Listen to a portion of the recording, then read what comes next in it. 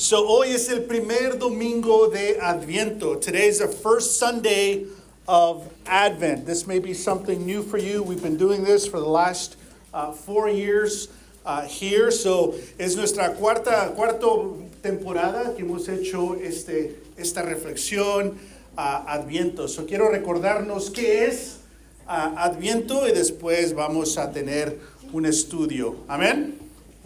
Si pueden por favor abrir sus Biblias, abrir la poderosa Isaías capítulo 9 en el Antiguo Testamento. You can turn your Bibles to Isaiah chapter 9. Adviento. Se celebran 4 domingos antes de Navidad. Y tenemos estas velas que históricamente en la iglesia primitiva occidental y oriental se celebra esta temporada de Adviento. En este primer domingo se prende la primera vela morada que representa la esperanza. El próximo domingo, el segundo domingo es otra vela morada y se celebra una etapa de paz. Y después la tercera semana, the third week, is no longer a purple candle, but pink, celebrating joy. La tercera semana es alegría, es diferente y es por eso que la vela es rosa. Y la cuarta semana, el domingo antes de Adviento, antes de Navidad, se celebra y se recuerda el amor. Y el 25 de diciembre es una vela blanca representando a Cristo. And so the white candle represents Christ, and that is lit December 25th. Adviento significa venida o llegada. Es una temporada de formación espiritual. Es decir, si Jesús viene en su segunda venida el 25 de diciembre, ¿qué tienes que hacer? ¿Cómo tienes que ser de aquí al 25 de diciembre? Es una etapa de preparación espiritual. Another way to put it is it's a spiritual formation time. It means arrival or the coming of God. And so you can sort of put yourself in this mindset of what if the second coming of Christ is December 25th? How should you live? Who should you be like? What should you do between now and that time? Not in fear, but in joy, in joyful anticipation.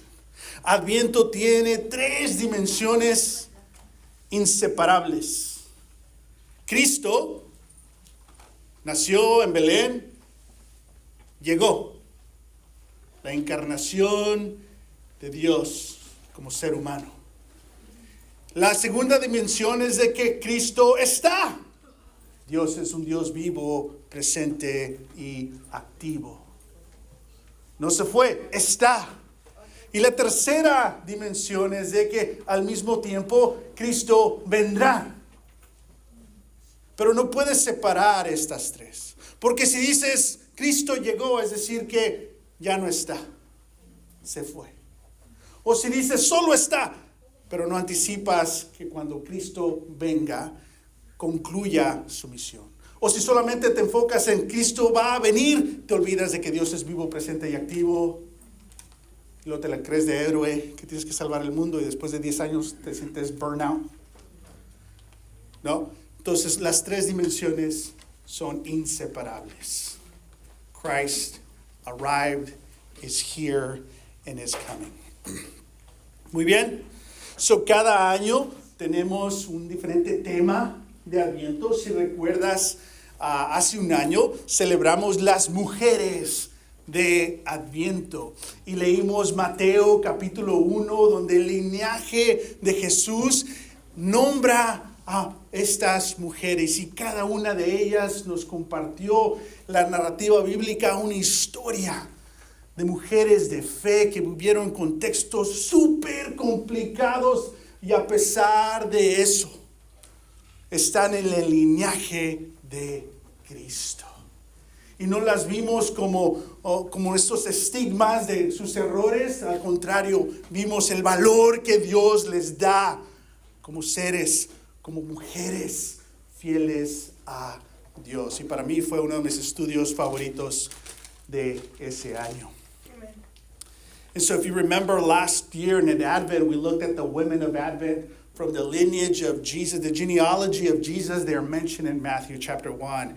And I don't know about you, but that was one of my favorite studies. Y hoy, esta temporada, el enfoque va a ser anticipando en Cristo. Anticipating in Christ. Not anticipating Christ, but anticipating in Christ. And it's this idea of calling us to those three dimensions. That God came, that God is here, but also God is coming. Right? Entonces, esto es lo que escribí. Esto es un poco académico, perdón. Anticipar en Cristo es vivir hoy lo que Jesús ya inauguró y vivir conforme a lo que será cuando Jesús culmine su misión de redención. ¿Ah? ¿Qué significa esto? Es decir, como Dios nos llama a vivir, es como el futuro va a ser. So, Dios nos llama a perdonar. Dios nos llama a ser generosos. Dios nos llama a ser hospitalarios. Dios nos llama a amar a Dios y amar al prójimo. Dios nos llama a tener empatía y compasión y misericordia y como gracia. Y todo eso son las cualidades del futuro de Dios. Donde no va a haber odio, no va a haber rencor, no va a haber pecado, no va a haber crimen, no va a haber corrupción. No va a haber deportaciones masivas, no va a haber corrupción, no va a haber separación. Todo va a ser reconciliado. Y vivimos así ahora, anticipando ese futuro. Amén. En otras palabras, es vivir el futuro de Dios aquí y ahora. La gracia y el reinado de Dios tendrá la última palabra. Dios gana.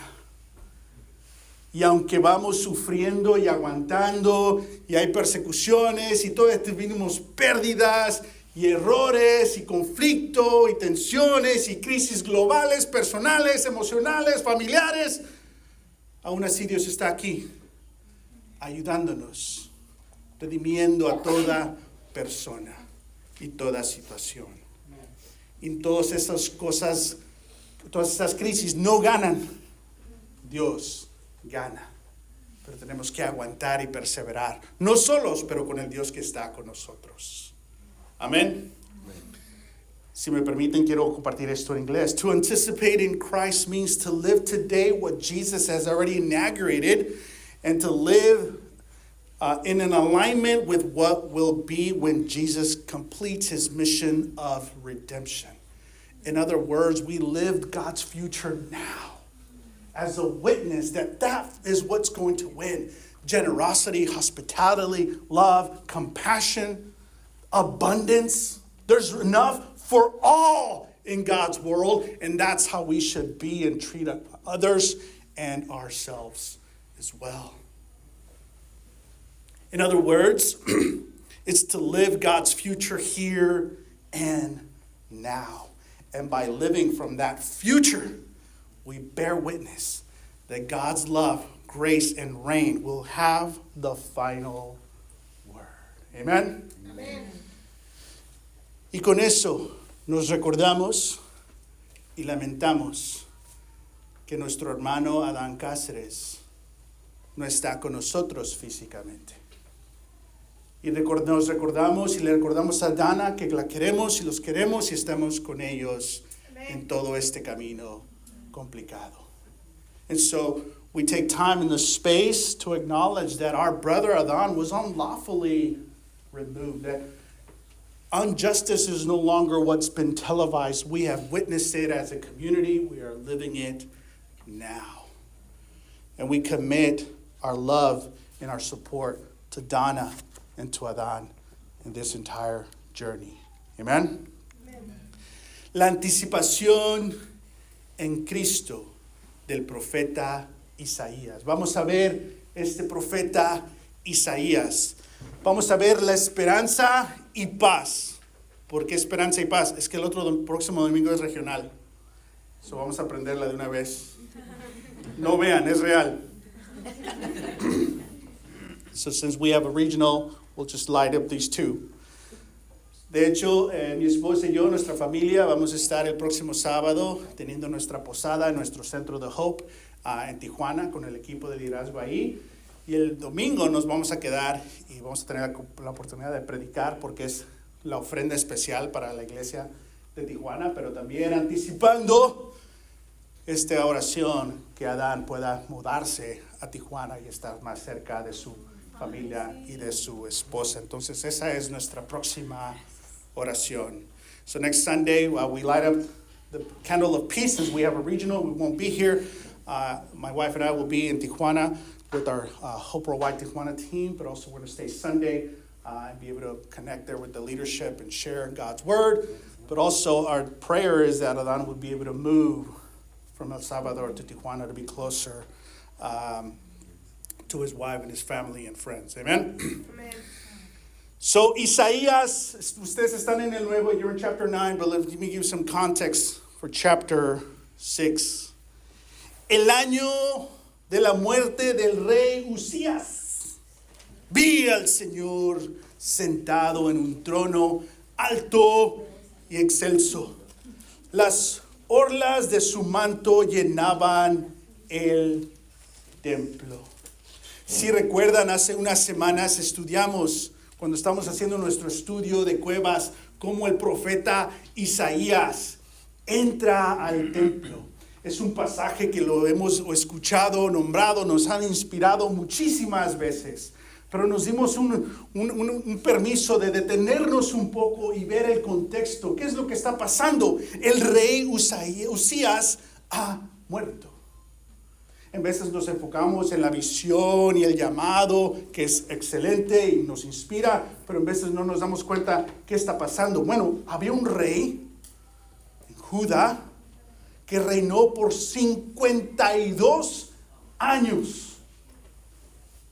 Es decir, que había estabilidad en el liderazgo. En una temporada donde se estaba dividiendo el reino, había invasiones, había amenazas, al menos este grupito tenía estabilidad. Pero ¿qué pasa? Se les murió su líder, el trono está vacío y la gente está en pánico. Y es por eso que Isaías comienza así. Dice, el rey ha muerto, entonces el trono está vacío, pero ¡sorpresa! Vi al Señor sentado en... ¿Dónde? En un trono. Se murió el Señor rey, pero el verdadero rey sigue en el trono. Y ese es nuestro contexto. Había una crisis. Ahorita vamos a ver un poquito, pero quiero compartirlo en inglés. And so if you remember, look back, there's a context here. Sometimes we look at the vision and the calling. Who should we send? And Isaiah says, here am I, send me. And it's a phenomenal, inspirational passage, but sometimes we can overlook the context there. It says the year that King Uzziah died, this man reigned for 52 years. He brought about some stability. He was all right. The first 16 years, he was good. The others, he was all right. But at least there was stability. And so the context is Isaiah walks into the temple, and what does he see? The Lord high and exalted, seated where? On the throne. So the king's dead, meaning the throne is empty, but then the vision is like, actually, no. The throne is never empty. But it's this calling that people were aligning themselves, putting their hopes on man's power and structure and leadership. And they were pledging their allegiance to those structures. Sound familiar? And so there was all kinds of political chaos, threats. People were panicking. And so here comes the prophet Isaiah, and God lets him know, I'm a present God. I'm still in the throne. And that's our context. So el rey Isaías reinó por 52 años, muere, la estabilidad política se derrumba, Asiria, otro imperio que estaba cercano, se levanta violentamente en el horizonte y amenaza a Judá. Judá enfrenta internamente división, corrupción y confusión. El pueblo mantiene rituales pero se alejan de Dios en su corazón. Y hay graves injusticias dentro del propio pueblo, especialmente a los pobres de esa comunidad. El poner la esperanza y seguridad en alianzas militares era una gran tentación. Se murió el rey, pero hay que tener otro rey. Hay tantos problemas. Hay que colectar armas y hay que hacer alianzas y hay que protegernos. Pero en todo eso se estaban alejando de Dios. And so here's just a list of the context and the tensions that were taking place. Okay, ya entendimos el contexto, so we understand the context of Isaiah, at least the first part of Isaiah. And some say Isaiah is actually two books, part one, part two. That's a whole other thing. Okay, come back, Martín. Isaías 9:2. El pueblo que andaba en la oscuridad ha visto una gran luz. Esto se cita en los evangelios con Jesús. Sobre los que vivían en tierras de sombra, de muerte, una luz ha resplandecido. ¿Cómo estaba el contexto? Había gran oscuridad. ¿Qué significa eso? Todo lo que hemos mencionado. Opresión, corrupción, idolatría, violencia, traición a Dios. Era una gran oscuridad. Pero en medio de esa gran oscuridad, también hay algo más presente, una gran luz. Y sí dice que sobre los que vivían en tierra de sombra, de muerte, una luz resplandeció. Todas estas tensiones y crisis que estamos viviendo o podemos vivir, o necesidades que estamos pasando al mismo tiempo, hay un Dios vivo, presente y activo que nos da la mano, la luz. The people walking in darkness have seen a great light. On those living in the land of deep darkness, double emphasis on darkness there, a light has dawned. Do you find yourself more stressed and anxious than ever before? You turn on social media and it's like so discouraging. You want to be informed, but it's also like, and it's there, a deep darkness. But at the same time, there's a light. And I hope we don't miss it. Because just as this is a time of darkness, it's also a time to see a new light. And to see God's light perhaps in a new way. And I love that Isaiah he's not this blind optimism. It's all going to be okay. No. There's darkness. No. There's deep darkness. It's real. Name it. But at the same time, don't be a victim because God is present and at work. Will you be of the darkness? Will you be of the light? You choose. Isaías no menciona un optimismo, no todo va a salir bien, no te preocupes, no menciona que hay oscuridad, que hay maldades, pero al mismo tiempo no se señala como una víctima, tenemos opciones y hay una luz que está ahí. Continúa este pasaje, this passage continues, I'm going to read it in Spanish and just kind of share some thoughts in English, but I won't read it in English, you can follow along there. Dice, tú has hecho que la nación crezca. Has aumentado su alegría en medio de todas las tensiones.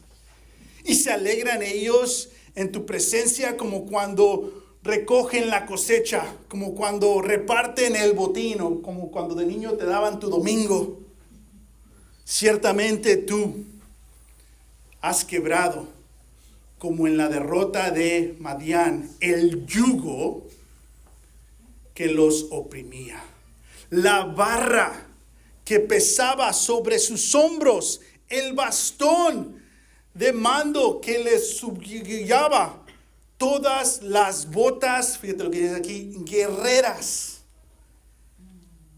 que resonaron en la batalla, y toda la ropa teñida en sangre serán arrojadas al fuego, serán consumidas por las llamas. En medio de toda esta tensión, hay una nueva visión del futuro. Un futuro donde va a haber abundancia. Que hay suficiente para todos. Un mundo que no está formado por la escasez y el miedo. Porque cuando vivimos en escasez o en miedo, sale la violencia, sale la envidia, sale el egoísmo, salen los prejuicios, sale el racismo. Pero en el mundo de Dios hay abundancia y hay suficiente para todos. And so the prophet begins to share, hey, there's a new future coming. In fact, he declares that every warrior's boot used in battle and the blood-stained clothes are going to be thrown into the fire. Is this condemnation for those people? Maybe. I read it more as an ending to that world. No more violence. No more war. No más opresión, el fin de la corrupción de los líderes y el fin de las guerras. Todo esto se empieza a imaginar el profeta. Ahora, si murió el rey, la preocupación principal es quién va a ser el próximo rey. ¿Sí? ¿Quién es parte del linaje de David? Hay que encontrarlo, hay que acomodarlo, hay que ponerlo ahí para que siga todo bien. Y quizás hay buena intención ahí. El reto es de que hay una historia de la monarquía, una historia de corrupción, una historia de abuso. Cuando lees esos libros, ¿no? De Reyes, Crónicas, Samuel, básicamente todos esos libros dicen, había un rey y se llamaba bla bla bla, porque nunca sé decir sus nombres, y hizo el mal ante Dios y lideró a su pueblo a la idolatría. Entonces, ha muerto el rey y los profetas, los poetas de la sociedad, los músicos de la sociedad, los artistas de la sociedad, los que protestaban, los que enfadaban, que siempre compartían las corrupciones, esos eran esos profetas. Nadie los quería, enfadaban porque decían la verdad. Pero esos profetas ya no están buscando a un descendiente de David. Ahora se están imaginando a un Mesías, a un rey divino, a un rey mesiánico, no un rey físico. ¿Sí me explico? Antes de todo esto, ¿quién era el rey? ¿Quién era el rey? ¿Quién era el rey? ¿Quién era el rey? Y ahora los profetas ya no cantan esa canción. Ahora empiezan a cantar esta canción del rey que viene. Y comienza aquí con Isaías. Amén. And so all throughout, one of the major anxieties during this time is if the king is dead, we got to replace him. We got to find a descendant of David. That's a whole thing. But this is a turning point in the history of God's people. The prophets are no longer anxious or looking for a physical descendant. They now begin to imagine. The prophetic imagination is now about a messianic king. And these prophets were those nagging voices, the artists, people that think in different ways, the musicians, the poets, the storytellers, the advocates. That's kind of who they were. And they irritated everybody, but they no longer focus on a monarchy. They began to envision a messianic king. Amen?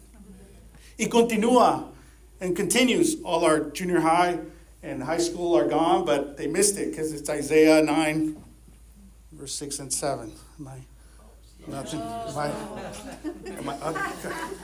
It was for them, era para ellos.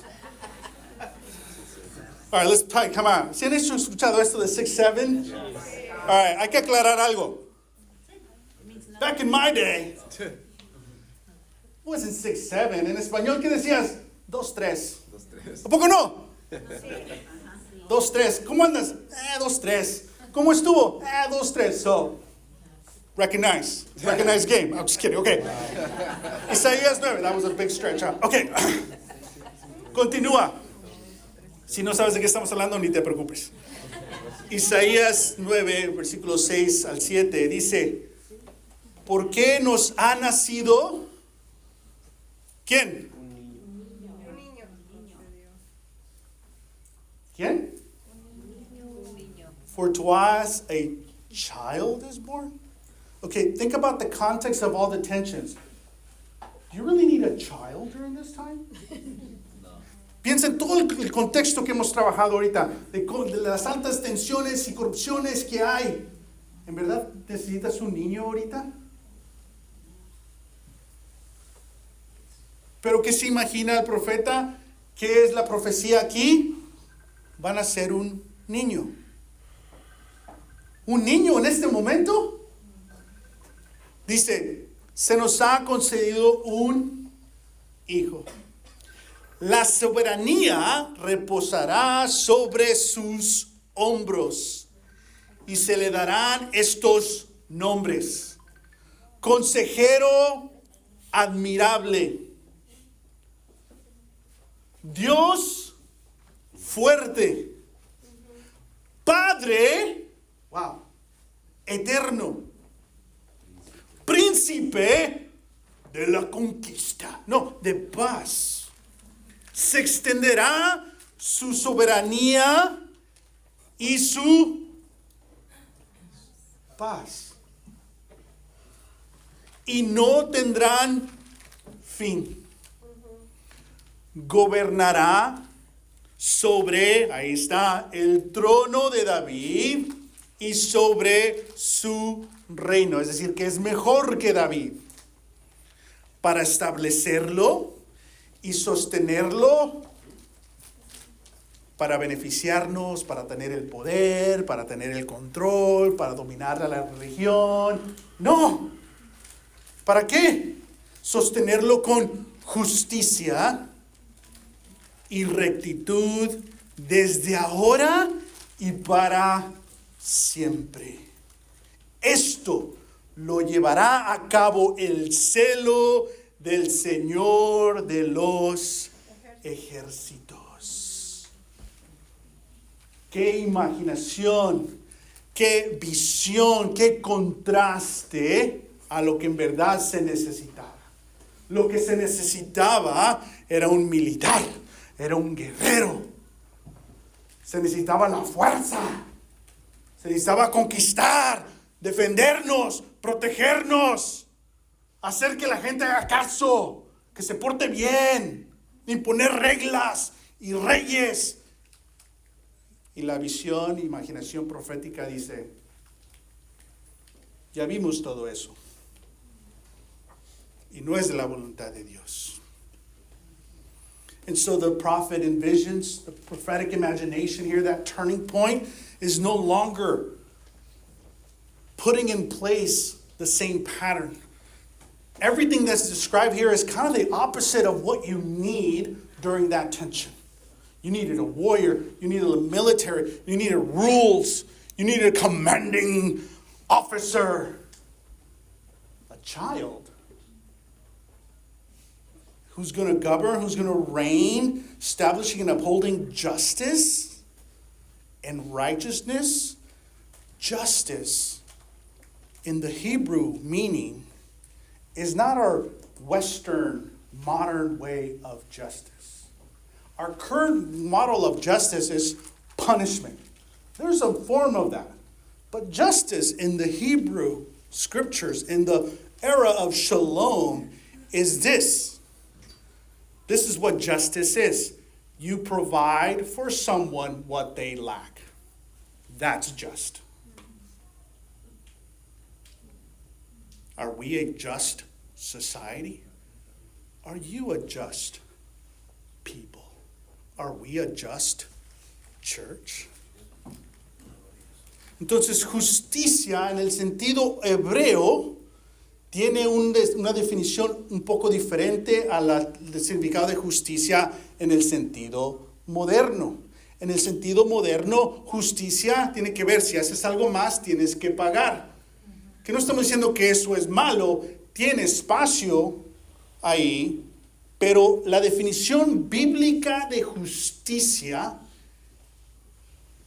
en el shalom de Dios es esto: cuando a alguien le falta algo, lo justo es proveérselo. Eso es justicia, es una palabra comunal. ¿Somos una sociedad justa? ¿Somos una gente justa? ¿Somos una iglesia justa? Bueno, nuestro líder, Jesús, lidera y establece, gobierna con justicia y rectitud. Amén. Entonces, no le quiero quitar algo a lo que ya entendemos, quiero añadirle algo más para que tengamos un poquito más. Amén. Entonces, ¿qué hace el profeta? Ve un rey diferente. Un niño, no un guerrero.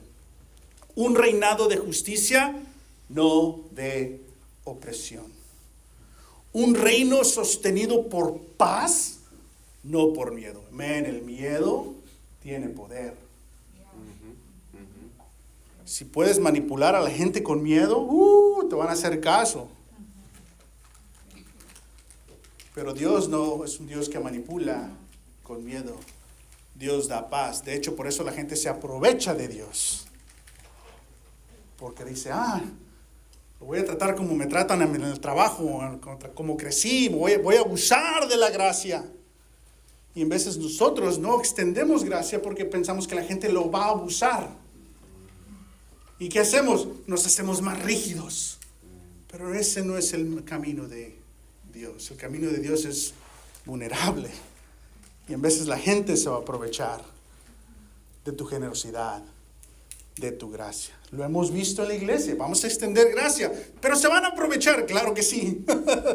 Pero si se van a aprovechar con la gracia, se van a aprovechar de cualquier modelo que tengas. Hasta que cambien, hasta que entiendan, hasta que vean, hasta que sus ojos se abran y vean a Dios. Amén. Amén. Un reino sostenido por paz, no por miedo. Es y será admirable consejero. Wow. No alguien que te manipula, no alguien que te hace creer que si no le haces caso se enoja. No, Él te va a dar consejos. Y es un Dios fuerte. Pero muchas veces lo que acaba de escribir no es fuerte. No, esto es fuerte. El amor es fuerte. La gracia es fuerte. La misericordia es fuerte. Amén. Amén. Un Padre eterno. Ya eres parte de la familia. Wow. No solamente los de la monarquía eran los elegidos. Eran los acá, los de... No, ahora todos podemos decirle Padre a Dios.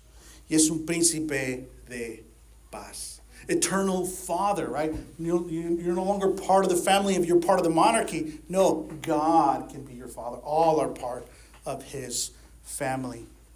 Isaías anuncia que la respuesta de Dios a la oscuridad no es un ejército, sino un niño que trae luz. No es poder humano, sino el reinado de Dios. Isaiah proclaims that God's answer to darkness is not an army, but a child who brings light. Not human power, but the reign of God. Dios responde a la crisis con esperanza, responde a la violencia con paz y al fracaso de los reinos humanos con el Mesías. You can read that one right there. Si así es como Dios responde y promete, ¿cómo debemos anticipar ese futuro? If this is how God responds and promises, how should we anticipate that future? ¿Me regalan 10 minutos más? I have 10 more minutes. Amen. Isaías 64. Alguien que dice, no, ya acaba. Lo puedes pensar, pero ahorita me dices después. I'm going to take 10 more minutes here. Isaiah 64. una fe de anticipación al futuro de Dios. Go to Isaiah 64. Vayan a Isaías 64. Voy a comenzar a leer. I'm going to read it in Spanish. You can read along in English. Ojalá rasgaras los cielos y ¿qué? Descendieras. ¿Ya ves este llanto? Este es un poema. Esta es una oración. Ojalá rompe el cielo y ven. Porque hay tanto dolor. Hay tanta ansiedad. Tanta necesidad. Las montañas temblarán ante ti, como cuando el fuego enciende la leña y hace que hierva el agua. ¡Qué imagen! Así darías a conocer tu nombre entre tus enemigos, y ante ti temblarán las naciones. Hiciste portenos inesperados, Cuando estoy pensando en inglés todavía. Cuando descendiste. Ante tu presencia temblaron las montañas. Fuera de ti, desde tiempos antiguos, nadie ha escuchado ni percibido, ni ojo alguno ha visto a un Dios que, como tú, acude en favor de quienes en Él confían. Nunca había visto un Dios así, que se acerca, que perdona, que provee. Sales al encuentro de los que alegres practican la justicia, ya hablamos que es eso, y recuerdan tus caminos. Pero te enojas si persistimos en desviarnos de ellos. ¿Cómo podremos ser salvos? Todos somos como gente impura. Todos nuestros actos de justicia son como trapos de inmundicia. Todos nos marchitamos como hojas. Nuestras iniquidades nos arrastran como el viento. Nadie invoca tu nombre, ni se esfuerzan por aferrarse a ti, pues nos ha dado la espalda y nos ha entregado el poder de nuestras iniquidades. ¡Wow! ¡Qué oración! En una manera muy humilde, aceptando nuestras debilidades. What a prayer and what a poem. Let's talk about that for a second. Hay que hablar. El profeta expresa lo que todo corazón sincero reconoce. The prophet expresses what every sincere heart recognizes. No podemos salvarnos nosotros mismos. Estamos quebrantados, tenemos graves problemas personales, sociales, todos. Y el mundo está roto. Y el llamado, ven, Señor, interven, desciende. Isaías 64 nos enseña la postura del Adviento. Isaiah 64, I think, teaches us this posture of Advent, this attitude. Reconoce nuestra necesidad. Confesar nuestra fragilidad. Anhelar la presencia de Dios y tener una esperanza que no se rinde. Para cerrar, la oración de Isaías 64 se cumple en el Adviento de Jesús. Dios nos salva, no nos salva de lejos. ¿Qué hace Dios? Dios viene. Ese niño que nace en opresión, marginado, con una familia humilde y fiel a Dios.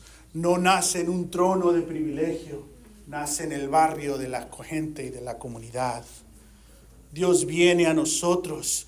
Dios se encarna y sufre como humano para que nos podamos relacionar con Él. Dios habita entre nosotros. Los cielos se rasgan. Recordamos quizás con la cruz lo que pasa con el cielo. Dios entra a nuestra historia. La luz brilla en la oscuridad y la esperanza nace en un pesebre. La salvación de Dios tan vulnerable, que Dios nace, Jesús nace en esta cueva, totalmente vulnerable. Entonces, tenemos estas preguntas. ¿Qué te sorprendió hoy del mensaje. Here are the questions. You can read them in English if you can. Isaías presenta un rey totalmente diferente a lo que la gente anticipaba. Un niño, no un guerrero. Un reino de paz, no de miedo. Justicia en lugar de opresión. ¿Qué parte de esta visión te desafía, te reta más hoy? ¿Y por qué crees que Dios eligió revelar su reinado de esta manera tan inesperada? Y la número 3, Isaías 64 nos recuerda que Dios no nos salva de lejos, que Dios entra en nuestro mundo, que habita entre nosotros. ¿Cómo te anima esta verdad a orar con fe y esperanza por los retos o necesidades que enfrentas hoy? Si se dan, por favor, 3 minutos, solo comparte con una persona al lado de ti, no en grupos de 5 o 6 porque no van a tener tiempo. Elige una de estas 3 preguntas y comparte, por favor. Y después oramos para tomar comunión. En 2 semanas continuamos con nuestro tiempo de Adviento. Amén. So, adelante, tienen 5 minutos. Tú y otra persona, elige una de las preguntas y compartan. Adelante.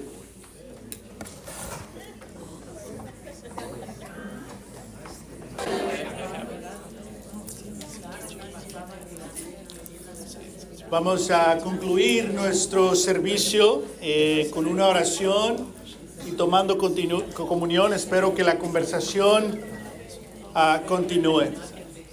Quizás me atrevo a preguntarte otra vez, ¿qué te sorprendió del mensaje de hoy? Amén. En medio de una crisis, Dios la menciona, pero entra a esa crisis, ya sea global, nacional, familiar o personal.